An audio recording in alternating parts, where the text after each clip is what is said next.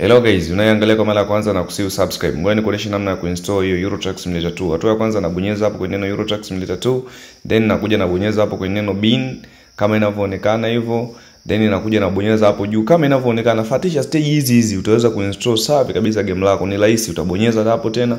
Ukishabonyeza hapo utakuja kukutana na hiyo picha Euro Truck hiyo kama ina weusi hiyo. Unatakiwa uiguse hiyo. Then ukishagusa hiyo picha moja kwa moja itaenda kufunguka game lako. Kwa wale wote ambao mtakuwa mnahitaji na nyinyi game kama hili la PC, ukiigusa hapo inafunguka moja kwa moja. Utakuwa unahitaji utatucheck kupitia namba 0698090890. Narudia tena, utatucheck kupitia namba 0698090890. Baada ya kugusa hiyo weusi itafunguka muonekano kama huu hapo. Sijui unaona hapo. Ukishafunguka muonekano kama huu hapo itaenda kufunguka moja kwa moja. Inamaanisha kama game tayari ambalo ulikuwa nalo tayari inaenda kufunguka kama hivyo. Kwa hiyo ni vitu rahisi sana. Ngoja nikuoneshe tena baada ya kuweka modi ya ramani inakuaje.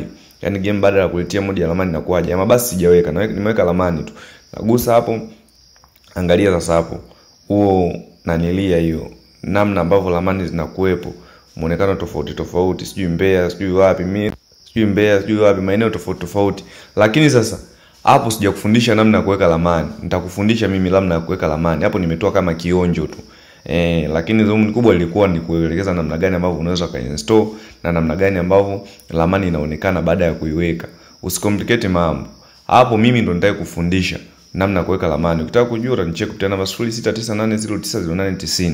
Nitakuelekeza. Simple and clear.